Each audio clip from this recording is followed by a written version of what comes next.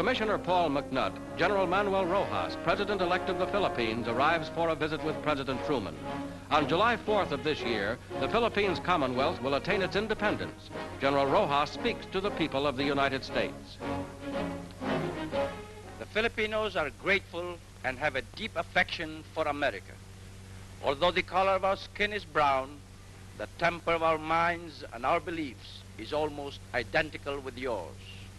The Philippines, in government system and tradition, is a replica in miniature of the United States. That has been transplanted to a land 10,000 miles across the seas, the seed of American democracy. If a prosperous and free democracy can be built in the Philippines upon the ruins of war, the prestige of America and the American way of life will be raised to towering heights, and the millions of people of the Far East will look to us and to you as their models.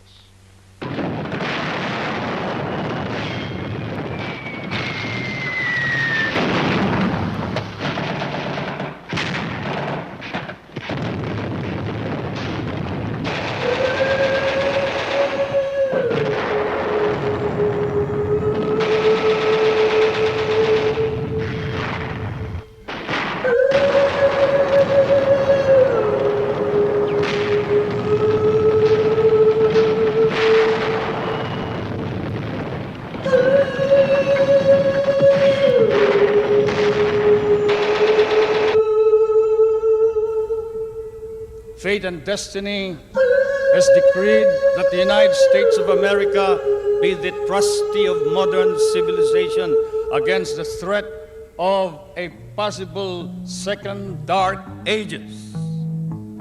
And America cannot fail. And therefore, we, the Filipino people, come and bring to you a prayer that God in His divine providence may grant you guidance, strengthen both your heart and hand, so that that hand may be strong on the lever of power and save our humanity.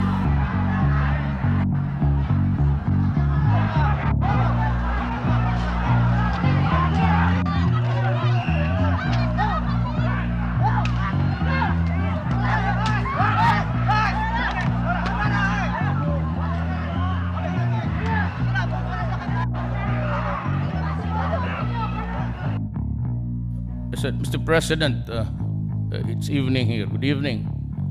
Oh, President Duterte, you should fix our bad relations. It needs a lot of, you just said something good here. And you're doing great. I know what's your, you worry about these Americans criticizing you. You're doing good. Go ahead. I had this problem in the border of Mexico and America, and this goddamn shit guy. No media supported me, and I did it on my own. Yes, that's why I'm very impressed with you, Mr. President. Oh yes, when you come to Washington, D.C. or New York City, look me up and I will have coffee. Maybe you can give me a suggestion, one or two, how to solve this goddamn bullshit, son of a bitch. There is no shortage of grief and anger here. Many of those protesting voted for President Rodrigo Duterte. 59 years since the United Nations Declaration of Human Rights, many here in the Philippines feel democracy has never been under threat like it is now. Trump is no friend of the Filipino people. He brings war. He brings economic impositions. He wants to bring the U.S. war on terror in the Philippines. He wants to drag us in the conflict in North Korea. He wants to bring back U.S. bases in the Philippines. These are things that are not beneficial to the Filipino people.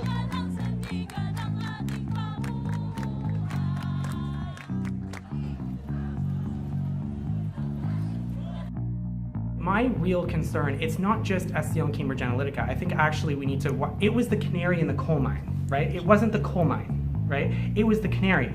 And so when you look at what Facebook does, for example, in the Global South, or what a lot of tech companies do in the Global South, right? They go in and they go, right, there is not yet a developed technical infrastructure. If we get there first, we can control the information of that country. Right. We can exploit that country for data, we can exploit that country for information and for media. And more broadly, if you all of a sudden become the primary news source for people in an entire nation, you are the most powerful player in that nation. And when you look at Facebook and its free basics program, or automatically installing it on phones, you look at the impact that had in Myanmar, where Facebook got used as a propaganda and hate network to target Muslims, where tens of thousands of people were killed, when even after they were warned by the United Nations that ethnic cleansing was happening and their platform was playing a role in it, they did nothing because they don't care. And that's the problem, and it's the classic problem that colonialism always has. You have powerful white people from the West going into a country that is less powerful or less rich, going in and exploiting resources, and when there's a problem, it just gets up, or it doesn't do anything about it. And the real problem that I have with the way Silicon Valley is operating is that it's not giving due consideration to the rights and well-being of people who are not in the West. And when you look at Myanmar or Sri Lanka, lots of places where you have tech platforms amplifying a lot of endemic social issues that result in people getting hurt. I worry that a lot of developing countries are not giving enough attention to what could happen if you let these big, sparkly tech companies from the West come in with all of their money. And I can understand why it would be tempting, right? If you're a government and you're looking for economic development, technical development of your tech sector, you want to become like a modern country like everybody else. It's really tempting to say, all right, Google, all right, Facebook, all right, Amazon, all right, whoever, to come in and essentially take over like a national infrastructure, which should be solely responsible to the citizens of that country. And so, like the story that always repeats itself, colonialism never died, it just moved online. Although the color of our skin is brown, the temper of our minds and our beliefs is almost identical with yours. The Philippines, in government system and tradition, is a replica in miniature of the United States.